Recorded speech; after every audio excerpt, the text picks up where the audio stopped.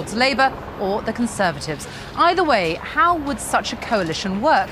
Well, somewhere where two parties, the Lib Dems and the Tories, already share power is in Birmingham. Claire Marshall has been to talk to voters there to find out what they think of their coalition.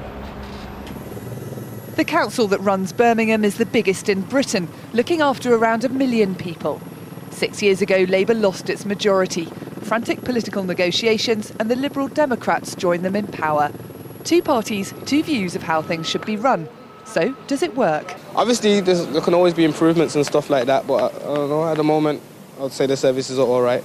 I think the council tax that they charge and the services they provide are absolute disgrace. As a resident, I mean, rubbish is collected and the roads could do with mending, I suppose, but there again, anybody on the country has that problem.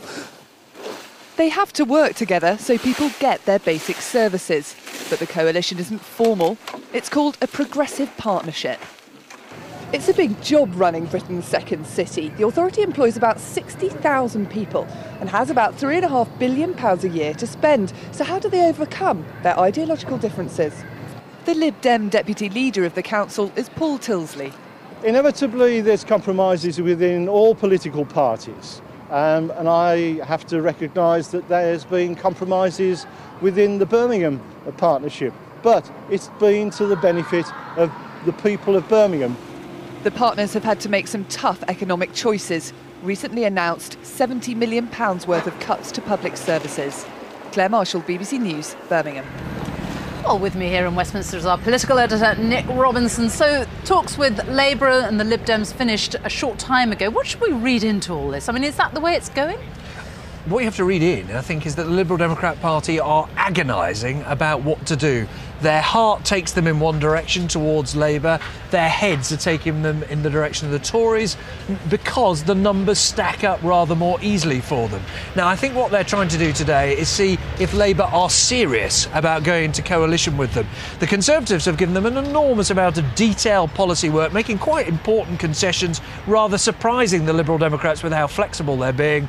The Lib Dems that I've spoken to were very worried last night that one or two senior Labour figures were very sincere about this, Peter Mandelson, Andrew Adonis and others who've dreamt of realigning British politics, but others seem much more interested in fighting for the leadership of the Labour Party. And I think if that view continues today, I think the Lib Dems will feel driven to do a deal with the Tories. Yes, because there's interesting rumblings already from the likes of David Blunkett talking about a possible deal with the Lib Dems, and disquiet there. Yeah, there's real disquiet. There's much more anger behind the scenes than there is in front of the cameras. But David Blunkett, John Reid, Tom Harris, an MP from Glasgow, speak for many people there. They worry about the legitimacy. They worry that voters will think they're clinging on to power despite the fact that they lost. They worry about the fact that they ought to regroup now and go into opposition. And they worry about, frankly, whether it would be sustainable, a coalition that would, bear in mind, be a minority. Now, what that means, it's hard to understand often for people, is late at night in that building,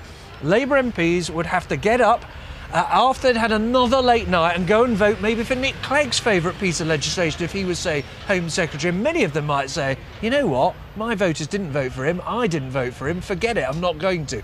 That way the government would lose. And what about the Conservatives, David Cameron, the man who probably thought he'd be in Downing Street by now? Very frustrating for them. I mean, they've basically put their final offer on the table, haven't they? Hugely frustrating. It wasn't meant to be like this. He was supposed to be in Downing Street now, implementing his first measures. A tour of the country was talked about.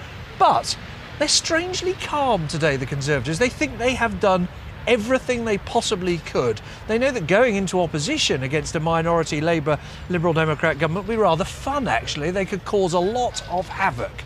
I think they also sense that it might just, I'm nervous to say this, Sophie, but it might just be moving their direction. They may just still see their man in Downing Street by the end of the week. But the whole extraordinary thing about this story is every time you predict something, half an hour later you have to predict the reverse.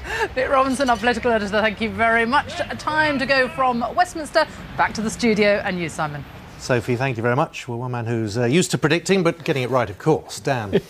Well, I tell you, you would say this is what the first or second week of May, but it's almost like somebody's taken the calendar, thrown it up in the air, and it's landed on March. Quite a different sort of feel this afternoon. It's still that way, cool with some showers.